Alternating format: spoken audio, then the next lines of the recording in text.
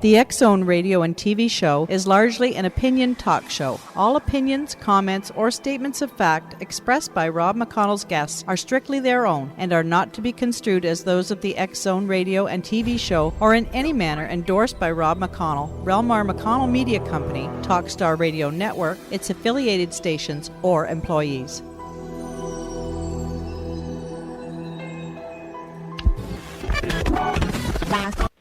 All Hit Radio.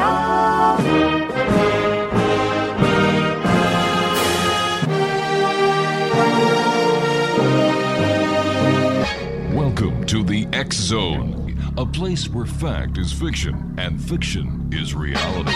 Now, here's your host, Rob McConnell.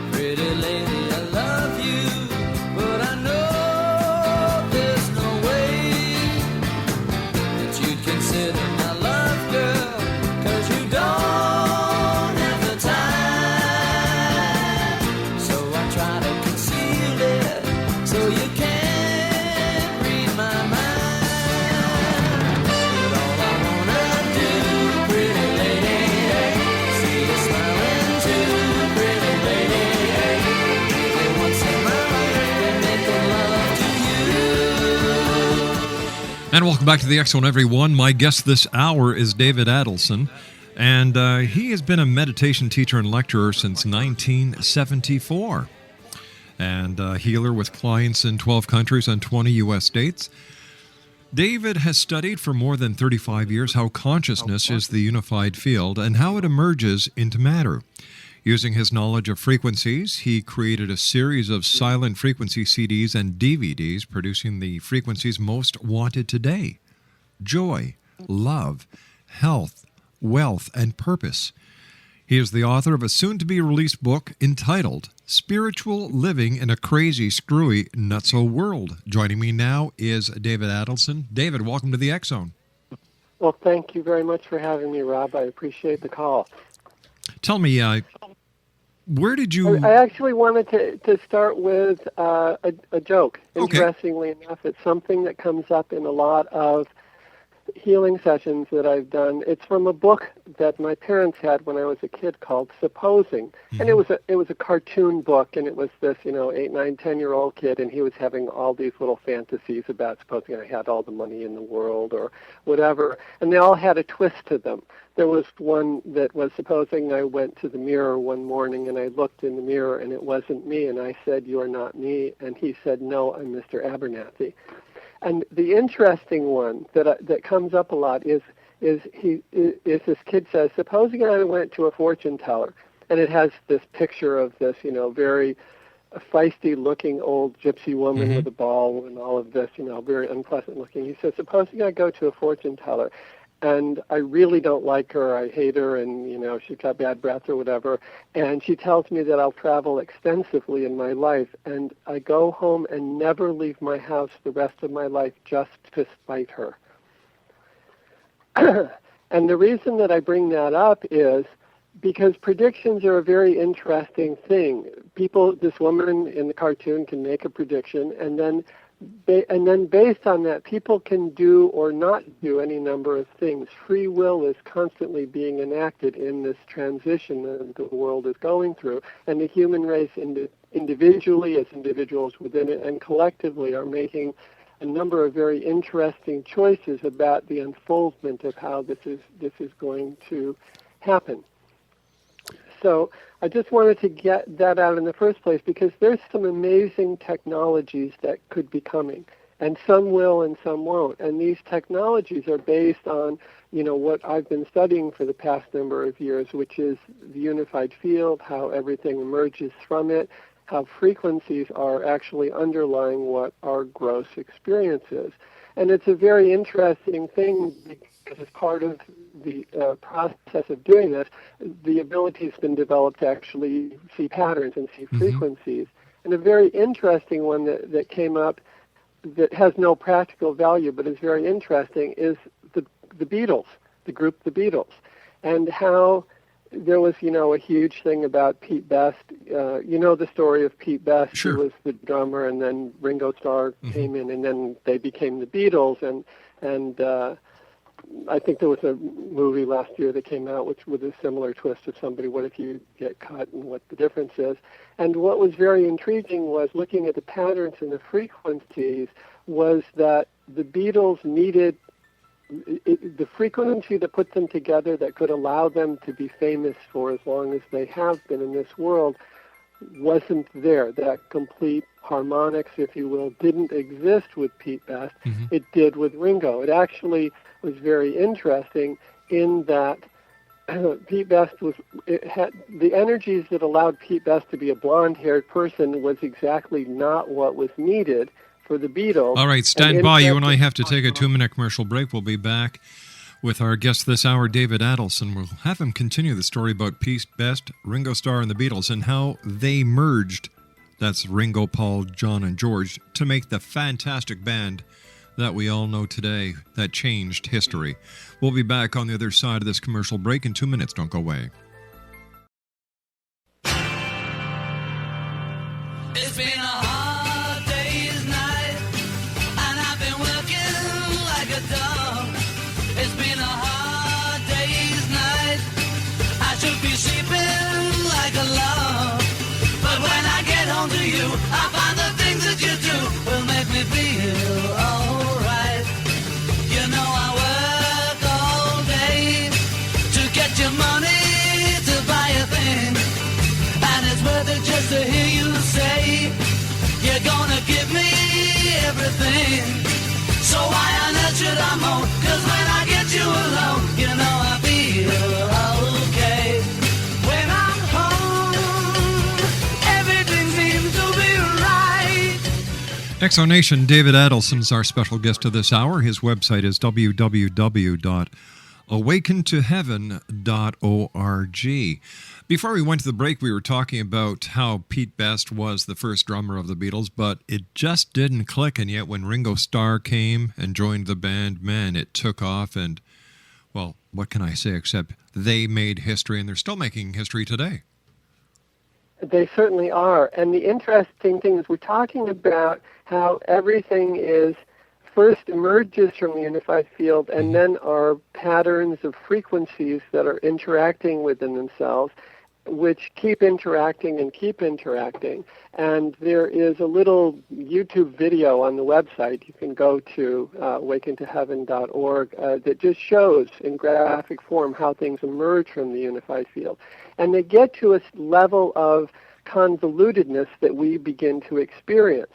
But what happens is that we can go and we can look at phenomena that happen in our life, or the Beatles, which we were talking about, and see that there are particular patterns of frequencies that, when they converge, allow certain events to happen or not.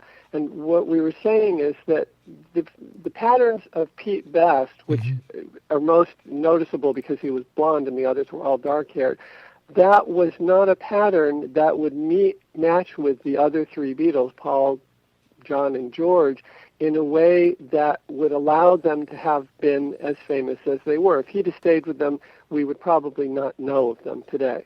But when Ringo came in, he matched that. They finished and they created a wholeness of frequency that was overwhelmingly powerful. I mean, look how famous they've become. Look at how significant their impact on the world, as you said, continues to be. Now, what's interesting is that the Beatles, it was the case that the dark hair was important, and that's just indicative of certain patterns or frequencies. What's really unique is that the Beach Boys are all light-colored hair, and they're from California. But what they had going for them was all of the frequencies of the Pacific Ocean, which was such an integral part of who they were, that gave them the oomph that they could coming from a different direction on the planet, where, just the direction the Earth is spinning. All of these things have impacts. Now, the interesting thing is, this is fascinating and it's nice to know about the Beatles, but knowing that things have some relative relationship within frequencies, is there some practical benefit to this? Is there something that we can do that can change our lives? And I'll tell you, all of your listeners, they have the different things that they're interested in, and who doesn't have, the day where they're rooting for their favorite soccer team, football team, sports team, and the team is just not cutting it. They're just having a bad day, and everyone at home or in the stadium is just so frustrated. And we actually had a client that was building a soccer stadium, a whole complex with a shopping mall and everything in Central Europe. And at the time that they were doing it, when they started it, the team was doing great. But 2 or 3 years in, the team just hit a losing streak that they couldn't get out of. And what's unique in Central Europe compared to like the major leagues or the football leagues and everything we have in the U.S. is that every year they take the 3 worst major league teams and drop them out of the major leagues and take the 3 best minor teams and bump them up. Keeps it very interesting. And so what happened is this, multi-million-dollar complex, which was in the middle of being built, suddenly these people are at risk of being kicked out of the major leagues, which, of course, the developers didn't want to happen. Millions of dollars is at stake. And what we did was it's a $25 CD on the website for happiness and bliss, and we sent it to them, and we said, now play this frequency in the stadium for 3 hours before the game and during the game and for 3 hours after the game. You don't have to do anything else that's different. And so they did. And the first day that they did it, they won the game. And a week later, the same thing happened. They played it again, and again they won the game. And the third week it happened again, and they won, and they've never looked back. And after that happened, the owner of or one of the principals and president, CEO of this major development company called me up and said, we want a program like that for the whole company with 500 employees, which they've been running for a couple of years. So the thing is that we can take these silent frequencies and we can apply them directly in our lives to whatever's happening. This particular frequency for happiness, we were told when the whole thing was created that if people were playing it in their cars on the freeway during traffic jams and rush hour, there would never be road rage. It just makes a difference of soothing out and awakening and enlivening that quality of bliss which is ever present everywhere. How did you discover which frequency does what? Well, interestingly enough, we didn't have to do it that way. We didn't have to go backwards and analyze what frequency does what. Once we knew how to do this, we just said, we want the frequency of happiness. We want it's like you go into the restaurant, you want chicken. You don't have to go through all the other items on the menu. You just say, I want chicken. And in the same way, we just said, these are the frequencies that we wanted. It's an interesting question that comes up a lot, and we just took the simple way. We just said, which ones will create this? But who did you ask this question to? Well, this is an interesting thing because what happened in all the years of doing these meditations and things, about my son when he was 13, which is now a dozen years ago or something, had cancer. And when he came down with cancer, at the same time as that, it was, I don't know if you want to call it a blessing in disguise or whatever, but at the same time as that happened, all these experiences of different perceptions started happening in my life, and I started being able to see all these interesting things that were new to me. And at that time, this cognition, this development came to connect to higher beings, and so I've been working with Divine Mother pretty much since that level. And by Divine Mother, we just mean that most refined frequency. We'll say the first frequency out as the unified field comes into existence. And it's a very personal relationship. We talk back and forth in English. And I once asked her how come she talked to me in English, and she said this word to me that was the most interesting word I've ever heard, and it seemed to be thousands of years old. It just had all these frequencies from like the Mesopotamia or something, no idea what it meant. And when she just said that word, it was just like, oh, you talk to me in English because that's what I understand. So, and what happens is that the proof of the pudding is in the tasting. And we've been working with clients, as you read in the beginning, all over the world, 12 countries around the world, and working with this connection and working with these frequencies. And quite frankly, we've had very significant and amazing results. We had a woman call us up from Scotland one time. Mm-hmm. And it's important that we recognize, how can this be done? How can we do it over the phone? How can we do it at a distance? And the whole point is that if we're starting from the unified field, and the unified field, I'm going to assume that your listeners may have some idea, but I want to just cover it.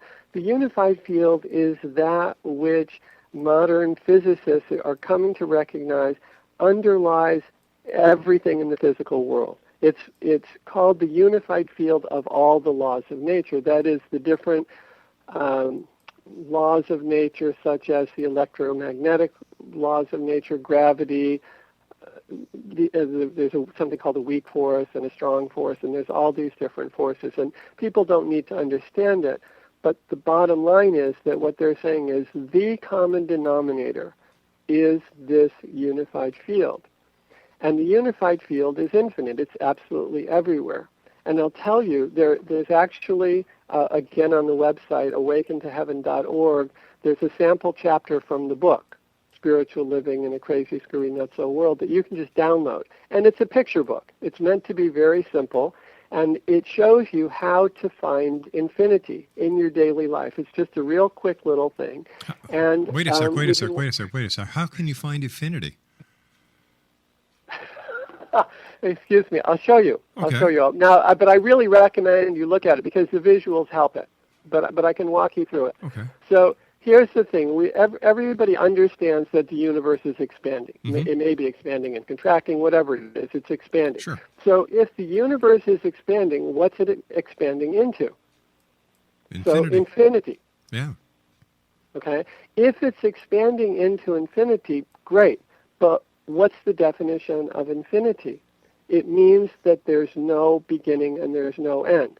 So if you look at this sample chapter, you'll see I've drawn, the universe. But what you see is that if the universe is expanding into infinity, then it must be that infinity does not start at the edge of the universe and move outward. It actually must go in both directions, from the outside, from the edge of the universe outward, but it also must go inward. Make sense? It makes sense. Okay. If it goes inwards, then it must come into the Milky Way galaxy because it has no end. It's infinite. That's the definition. And if it comes into the Milky Way galaxy, then it comes into our solar system, and it comes into our Earth, and it comes into our country and our city and our home and us. So infinity must be there. The same thing that the universe is expanding into is also within you. All right, stand by. Pardon? You and I have to take our news break at the bottom of the hour. Interesting conversation. Interesting gentleman. David Adelson is our special guest, Exo Nation. www.awakentoheaven.org. That's www.awakentoheaven.org. My name's Rob McConnell. This is the X Zone. David Adelson, and I will be back on the other side of this commercial break with the news as we continue from our studios in Hamilton, Ontario, Canada. Don't go away.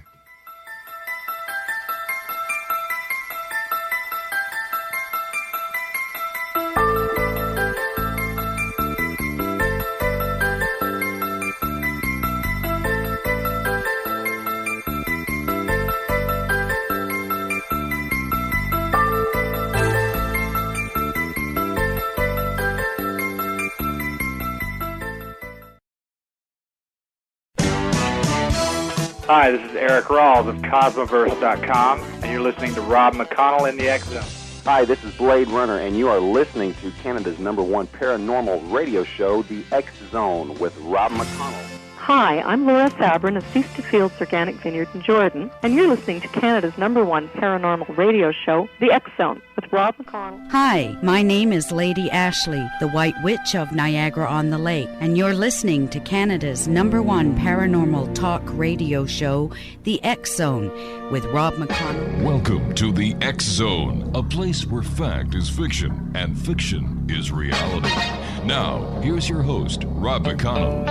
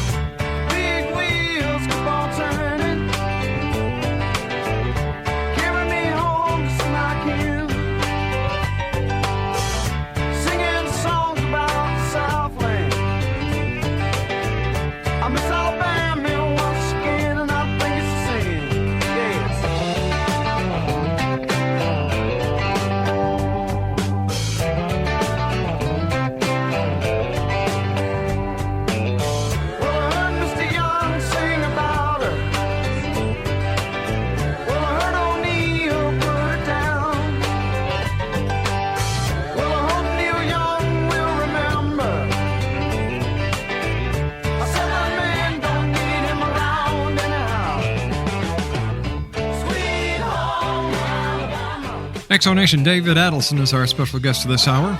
His website is www.awakentoheaven.org. And David has a new book that is going to be coming out very shortly, I would imagine. It's called Spiritual Living in a Crazy, Screwy, Nutzo World. Once again, the website is awakentoheaven.org. David, can we then compare the unified field to the DNA of all that is? It's an interesting question, and the answer is no, because the DNA of all that, I'm sorry, it's a very intriguing question, and you need to understand that the unified field is a very lively field, but nothing exists within it. It has all potential within it. It's the home of all the laws of nature in an as yet unexpressed state. They haven't come into anything relative yet.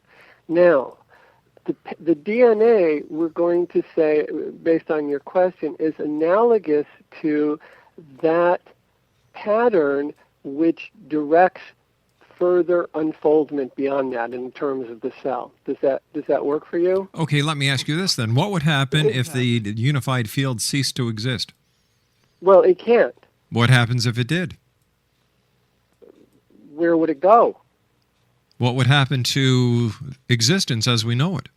Well, see, they're two separate things, or they're depending on the angle that you're looking through. But very interestingly, when we look at the unified field from our daily existence, from relative, and this is fairly abstract, and I kind of want to keep it in terms of, what's practical, what can people use, how can they use this to their life.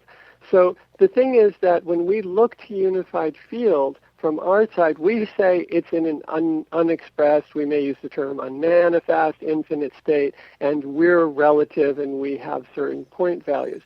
And your question of where would the DNA fall is the DNA would be the pattern that is the very first expression into relativity of the unified field that guides the unfoldment so that people look the way they look and they don't have, 18 eyes and trees are the way they are. So that's where the DNA would be.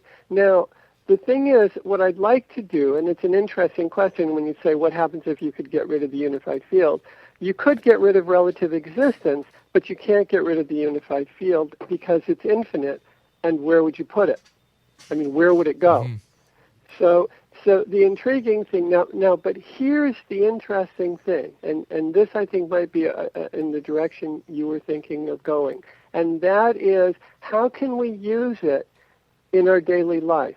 And we talked a minute ago about how the unified field is and infinity.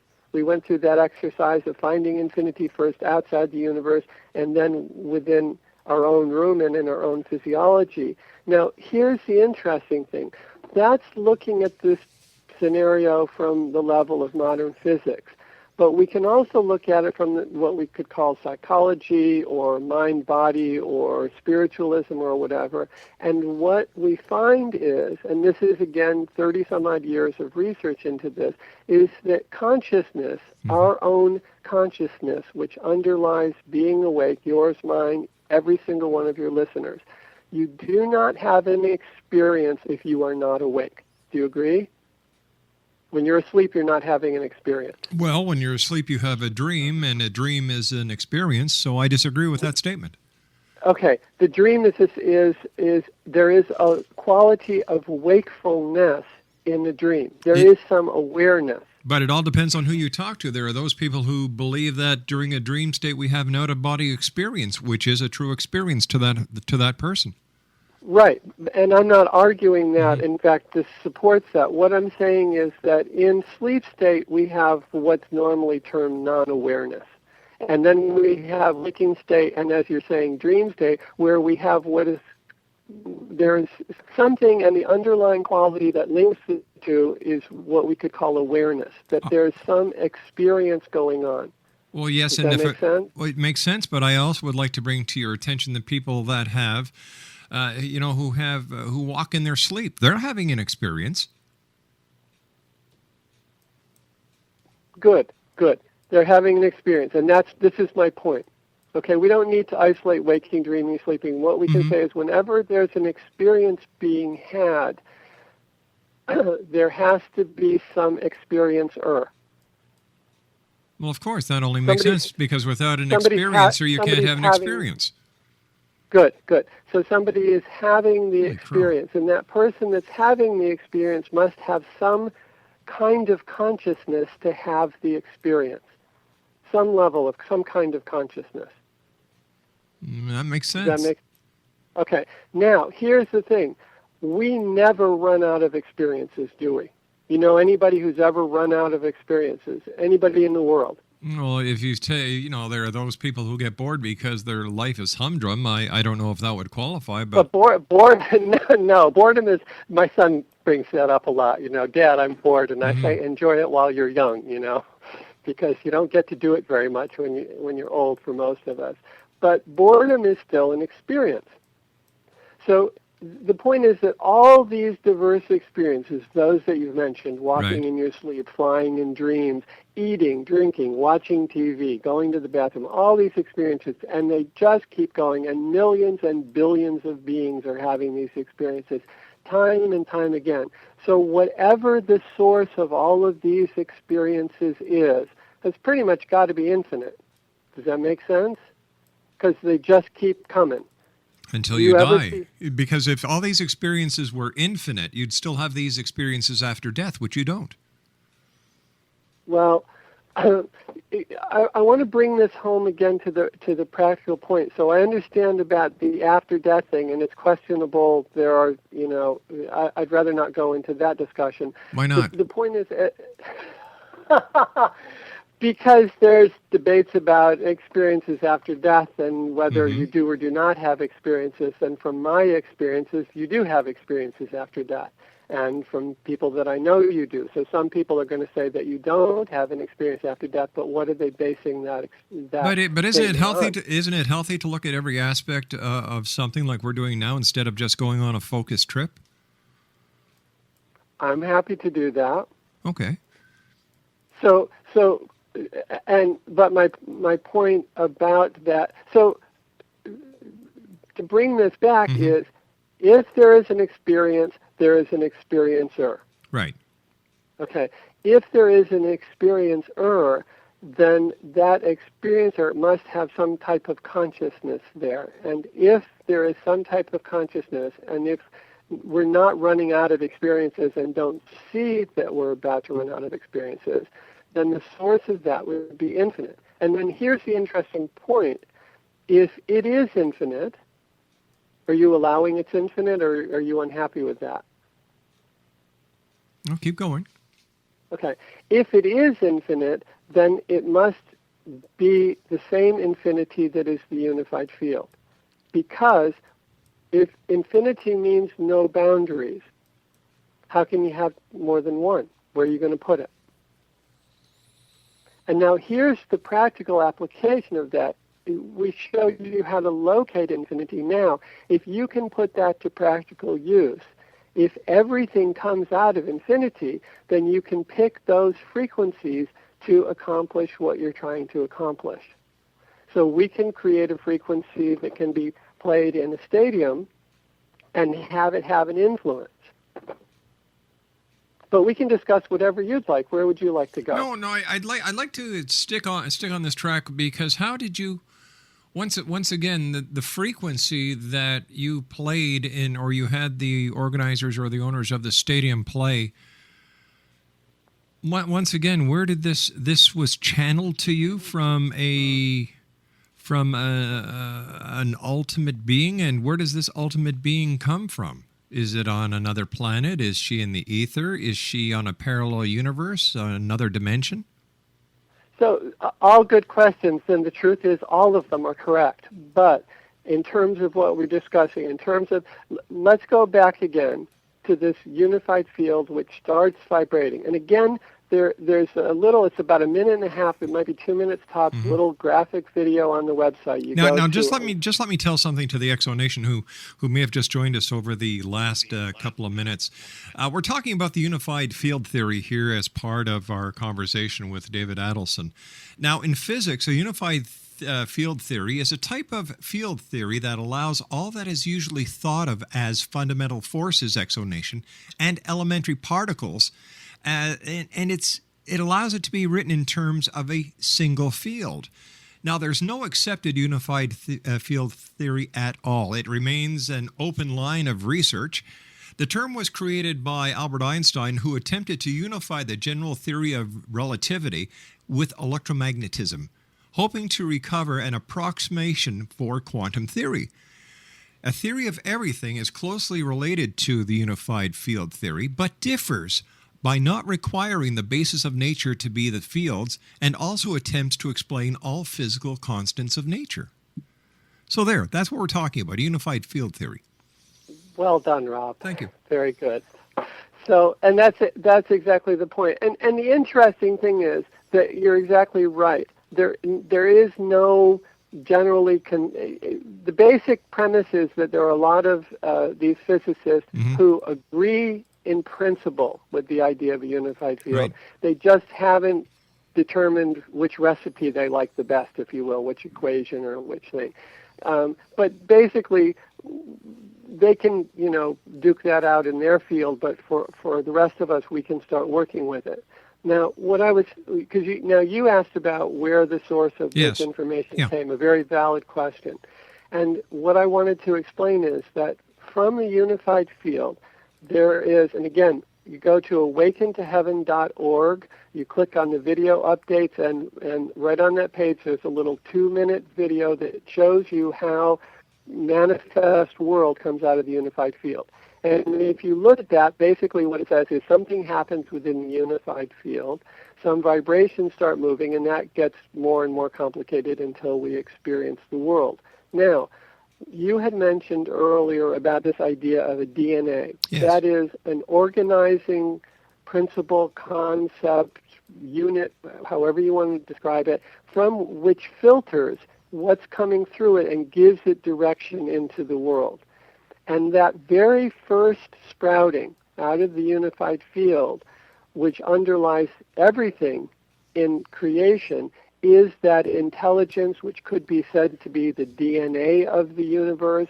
It's that organizing principle which allows, again, trees to be trees, planets to be planets, oceans to be oceans, water to be wet. Now, if we allow that to have a personality, then we can call that first sprouting God, Divine Mother, whatever, Lord Christ, whatever our different tradition is. And from that level, we can Kuan Yin, it's all good. And so again, something happened years ago in my family. I've been involved in these kinds of programs pretty much my whole life, and very specifically the types of meditation that I was doing from 1972 on. And after 20-some, 30-some years of this, had some experience of being able to connect to that level, and then from that bring out different possibilities,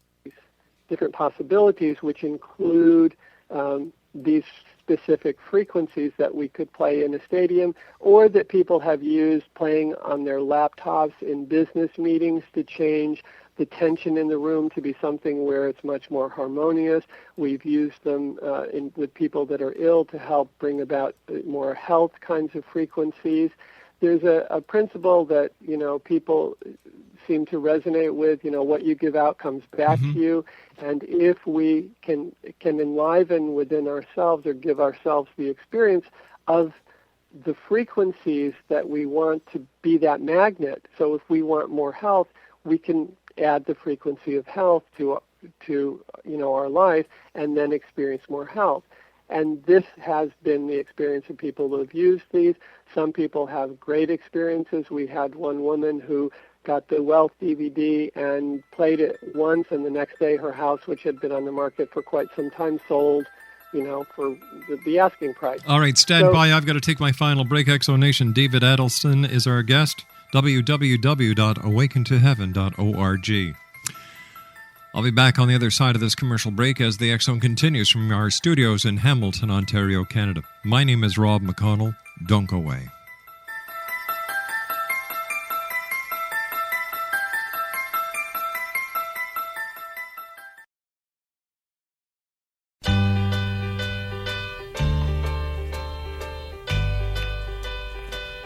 Oh, I could hide 'neath the wings of the bluebird as she sings. The 6 o'clock alarm would never ring, but it rings and I rise, wipe the sleep out of my eyes. My shaven razor's cold and it stings. Cheer up, sleepy Jean, oh, what can it mean to a daydream believer and a homecoming queen? You once thought of me as a white knight on his steed. David Adelson is our guest, Exonation. We're talking about he's got a new book that's coming out. It's called Spiritual Living in a Crazy, Screwy, Nutzo World. And David's website is www.awakentoheaven.org. David, are there only certain people that react to these frequencies, or is it something that is universal that whether you want to or even know this frequency is playing, it's going to affect you? The thing is, the frequency will have an effect, but some people will experience it more profoundly than others. It just depends. That's the same with any healing modality that you do. There are some people, again, the doctors can perform surgery and go in and physically manipulate somebody, and somebody will have an amazing experience and be completely healed and never have a problem again, and somebody else will be back 6 weeks later with complications. So it can have an influence, and it can be a subtle influence, it could be a known influence, it could be an unknown influence. If somebody were to, the CDs are not that expensive. It might be worth a shot to try one. Okay, let me ask you this: has there been any blind test research on your CDs? Have you actually brought them into medical centers or hospitals and given it a try under tested conditions? No, and it's very frustrating to me that I haven't. We actually were looking at doing that again through a source in Central Europe, and it fell through. It's something that I would love to have done because people are having experiences. Again, some more, some less. But is it possible that your CD frequencies are simply a placebo effect? I don't know how the placebo effect would have affected the people in the football stadium because they didn't know it was playing. I don't know how it would have affected the people, say, in a business meeting when they don't know it's playing. It's all right. silent. How about the rule of how about the law of coincidence then? We allow anything. You know, we think the world is all possibilities. So sure, we would buy that. People have been using some of these frequencies for several years now and having some very good results. If you put it on, on the TV, these people who are running it at home, they put on the one for love and harmony, and their pets just go curl up in front of the TV and stay there for days if they run it for days. My cat and dog do that when we have a war movie on, so I don't know. Maybe they're using that frequency during the war movie. David, you and I have to say so long for now. I want to thank you very much for joining us. Exonation, my guest this hour has been David Adelson. And I've got to tell you, Exonation, without any concrete research, whether it's $2, $3, or $4, I would not waste my money. Coincidence plays a major part in a lot of what we see here in the X-Zone. So unless you're sure, I wouldn't buy it. Plus, let's take a look at things. If it was this wonderful, this marvelous, and worked these miracles, don't you think they'd be using it in hospitals? Senior centers, hospices, schools. I'm a doubting Thomas when it comes to this frequency thing. I'll be back on the other side of this commercial break as the X-Zone continues from our studios in Hamilton, Ontario, Canada.